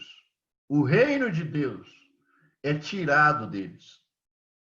Olha bem, o reino é tirado deles e é entregue a outro povo que não era judeu. Isto é, você e eu. Logicamente, quando Jesus decreta isso, as portas se abrem para que o mundo gentio comece a ouvir o evangelho. E desde então até agora, queridos, estamos no cumprimento do Romanos 11, 25. Estamos vivendo a plenitude dos gentios. Ok? Por favor, Pedro, lê para a gente aí. Disse-lhes Jesus: Nunca leste nas Escrituras a pedra que os edificadores rejeitaram, esta foi posta por cabeça da esquina. Pelo Senhor foi feito. E isso é maravilhoso aos nossos olhos? Portanto, eu vos digo que o reino de Deus vos será tirado, e será dado a uma nação que deu os seus frutos. E quem cair sobre essa pedra irá se despedaçar, e aquele sobre quem ela cair ficará reduzido a pó. E os principais sacerdotes fariseus, ouvindo essas palavras, entenderam o que falava deles.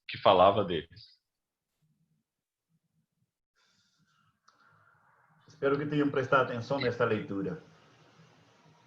O reino é tirado de vocês e é entregue a outro povo. Povo que vai receber o reino e vai levar fruto. Esse decreto de Cristo, querido, está se cumprindo. Até hoje, nos nossos dias, segue cumprindo-se esse decreto de Cristo. Lá em Lucas 13, não precisa ler, Lucas 13, versículo 30, faz menção de uma frase que todos vocês já ouviram em algum momento. Todos vocês já ouviram. A frase é a seguinte: os últimos serão os primeiros. Sabe quem eram os últimos? Nós, os gentios. Sabe quem eram os primeiros? Os judeus. O que quis dizer Jesus aí em Lucas 13:30 com isso? Que os gentios chegariam a ser predominantes no reino. Teriam maior entendimento do reino que os próprios judeus, a quem foi prometido o reino primeiramente. Quando diz que os últimos serão os primeiros, não quer dizer que os primeiros nunca serão. Eles também serão, mas serão em último lugar. Por isso, estamos vivendo a plenitude do tempo dos gentios, até que Deus decida fechar a torneira. Pai? E Deus aí, um momentinho, Petra. E aí, então, Deus vai culminar o tratamento deles como povo de Israel. Petra, pode falar. Porque a gente sabe que vai ter povo judeu que vai se converter ao evangelho. Esse povo que é judeu, que se converte, é considerado dentro do Israel, nesse caso nós, ou é considerado como os judeus? Gentios. São considerados como gentios ou como judeus mesmo? Não entendi sua pergunta. Repete, por favor. Hoje tem judeus, né? Judeus que realmente são convertidos. Convertidos, mas eles se converteram realmente ao evangelho. Eles são considerados como gentios ou são considerados como o povo judeu? Não, biblicamente eles são considerados cristãos. Judeus, seguidores de Cristo. Judeus que creem no Messias. Esses são os judeus messiânicos? Sim.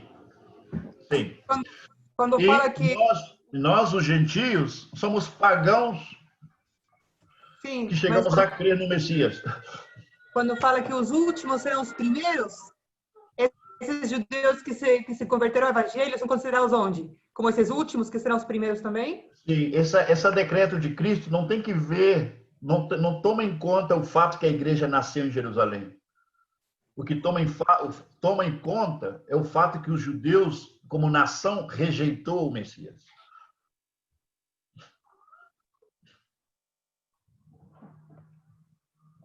Gente, só para ir terminando. Depois você pode fazer mais perguntas. Então, queridos, há mais gentios convertidos hoje que judeus. Isso é um fato, ok? Há muito mais. A igreja hoje ela é maioritariamente gentia.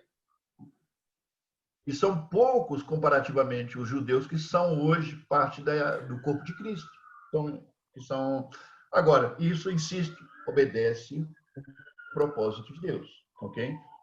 A era dos gentios, como já falei, ainda não terminou. A fé e a justificação, queridos, olha bem, fé e justificação sempre foi o plano, sempre foi a vontade de Deus, inclusive antes da aparição do povo de Israel. Sempre foi.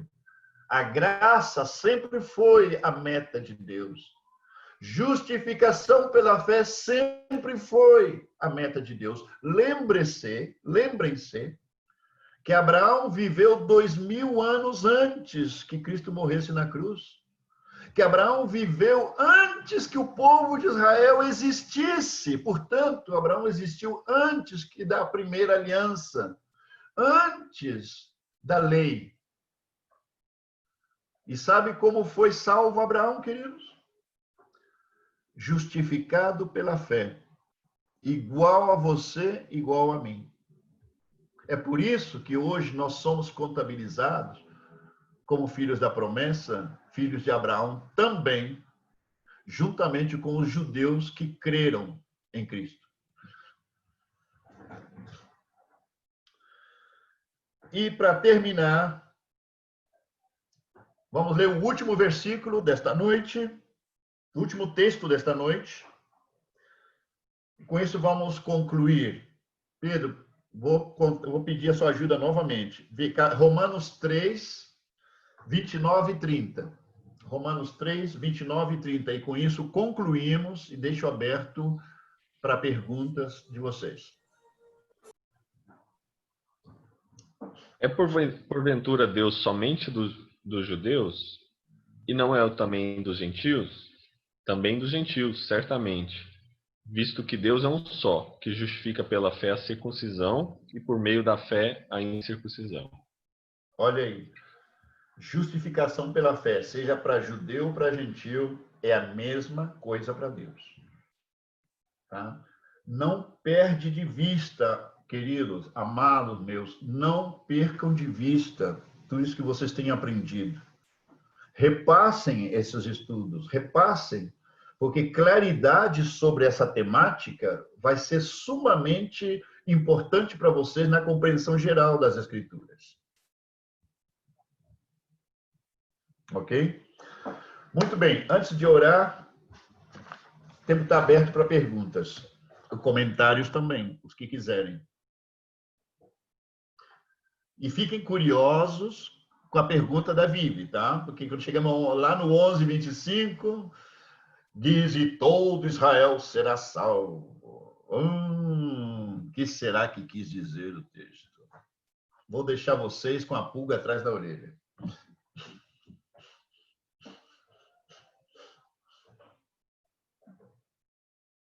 Perguntas? Parece que não. Ô, Paulo, eu tenho uma, na verdade eu não sei nem se foi dito ou se foi respondido. É porque como eu estava trabalhando aqui, eu estava meio por alto. O fato de sempre existir remanescentes na história bíblica tem a ver diretamente com a primeira e a segunda vinda de Cristo, algum propósito específico ou só mera coincidência? Deus sempre, desde que o homem é homem sobre a terra, Deus sempre tratou com remanescente. Tá, mas eu falo assim. Em outras palavras, a natureza caída de Adão sempre prevaleceu na maioria. E sabe que aonde vai prevalecer ainda? No inferno. Sempre vai prevalecer a maioria, a natureza caída de Adão vai prevalecer lá no inferno também. Então, aquele papo que muitas pessoas vivem falando que...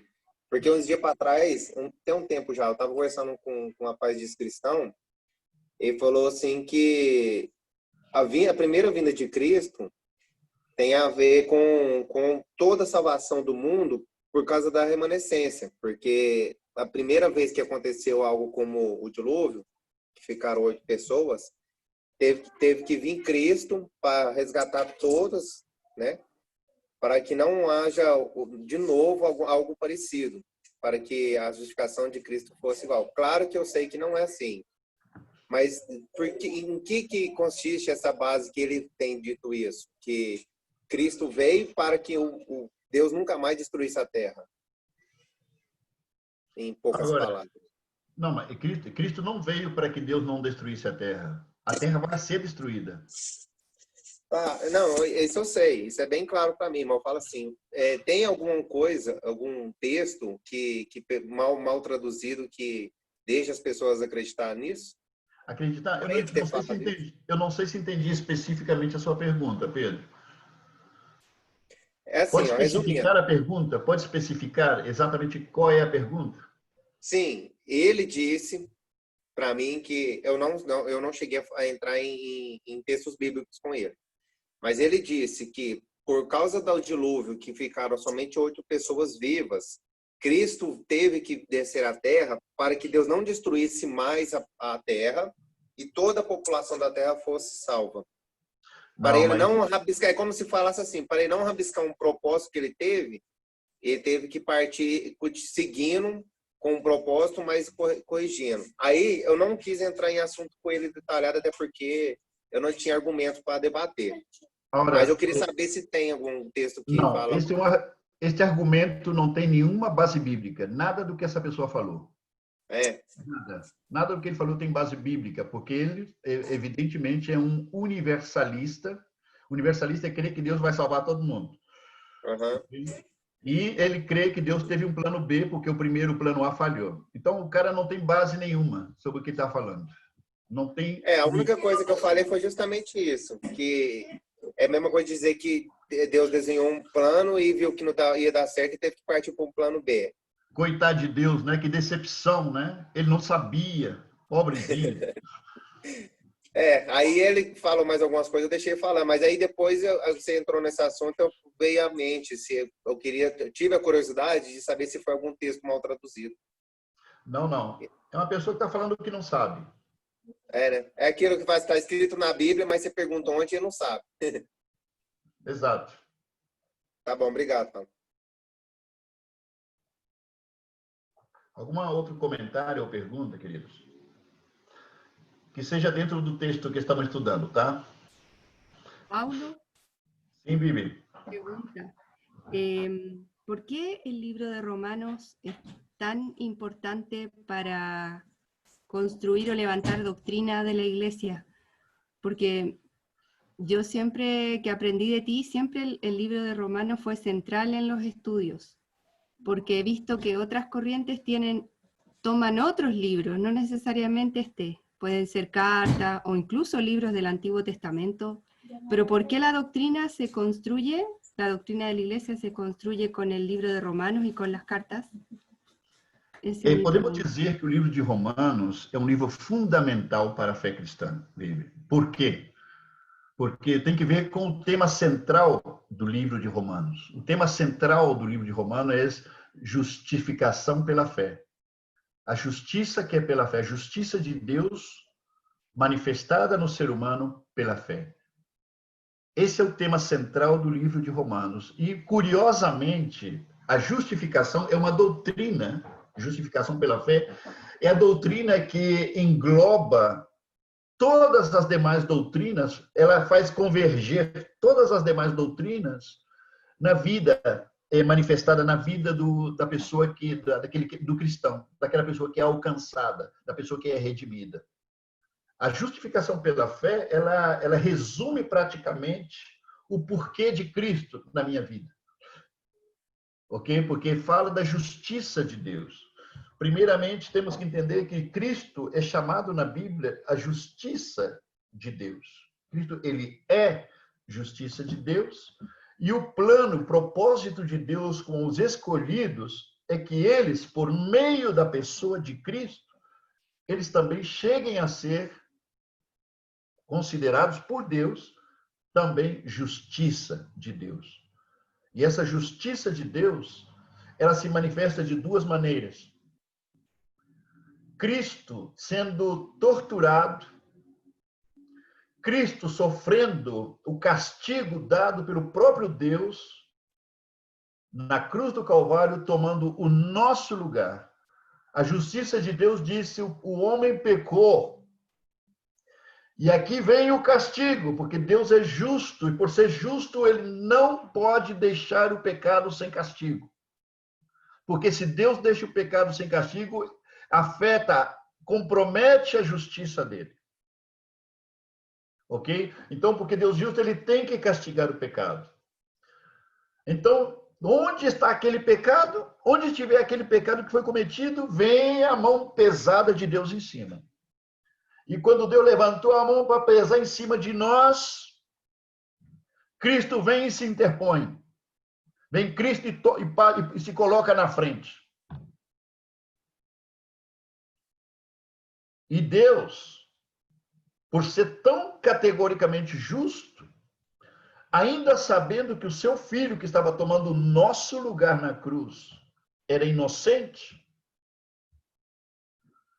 Deus, na sua justiça, ele foi implacável. Por isso, Romanos diz que aquele que não poupou, não escatimou nem sequer a seu próprio filho.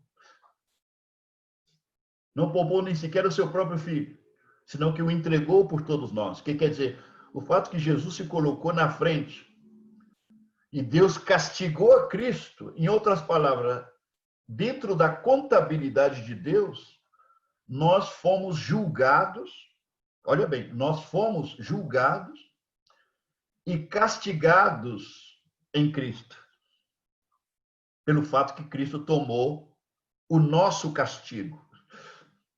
Então, nós somos considerados por Deus castigados e julgados em Cristo na cruz do Calvário. É sumamente importante entender isso. Em outras palavras, o primeiro passo da justiça divina se cumpriu. Mas a coisa não ficou aí só. Com este ato, Deus estava cumprindo uma infinidade de outros propósitos. Muitas outras doutrinas se estavam cumprindo nesse ato de justiça, ok? Podemos mencionar redenção, podemos mencionar adoção, podemos mencionar reconciliação, podemos mencionar expiação. Tudo isso se estava cumprindo quando Deus executou o quê? Justiça na pessoa de Cristo. Agora, essa justiça de Deus, ela não somente se expressa por meio do castigo de Cristo em nosso lugar. Porque a palavra justiça de Deus significa Deus é tão perfeito, tão santo, tão reto, ele é tão direito em sua natureza, que ele não pôde deixar de castigar o pecado. Mas, quem foi que tomou o nosso lugar na cruz do Calvário? Foi o próprio Deus santo, perfeito, reto, direito. Foi o próprio Deus. E o que é que Deus fez nessa manifestação de justiça? Enquanto ele castigava Cristo no nosso lugar, ele tomou da perfeição de Cristo, da retidão, da justiça de Cristo, porque Cristo é justiça de Deus. Tomou da justiça dele e nos revestiu de Cristo. Em outra palavra, ele nos revestiu da justiça de Cristo. Ao fazer esse movimento, querido, praticamente todas as doutrinas que são fundamentos da fé cristã se cumpriram ao mesmo tempo em nós. Isso converte a doutrina da justificação pela fé uma doutrina central e fundamento central da fé cristã. É por isso que o livro de Romanos, que trata exatamente essa doutrina, esse tema da justificação pela fé, ou a justiça de Deus.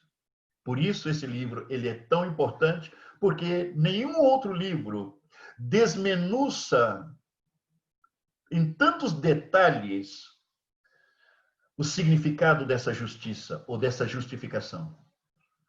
E essa justificação é o que realmente nos agarra, nos transtorna e nos transforma e nos faz ser a pessoa que Deus quer que nós sejamos. Por isso ela é central, ela é fundamental. Não estou dizendo que seja a mais importante, mas ela é central, ela é fundamental, ela é determinante. Isso faz do livro de Romanos ser considerados hoje, queridos, uma cátedra do Evangelho.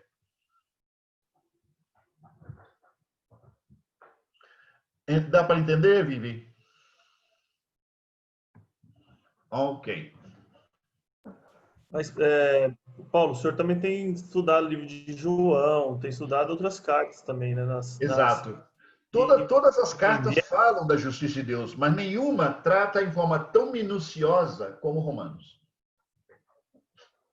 não, eu falo para Vivi, em viernes, Paulo está dando estudo de carta de 1 de Juan. Então, que também há muita doutrina delas, né, Paulo? Exato. Doutrina. A Vivi tem participado, certo, Vivi? A los miércoles, quando eu estou ensinando sobre a 1 de Juan também. Y también. Sim, aí também aparece muito de todo isso que estamos falando, pero Romanos sempre vai ser muito mais categórico e minucioso.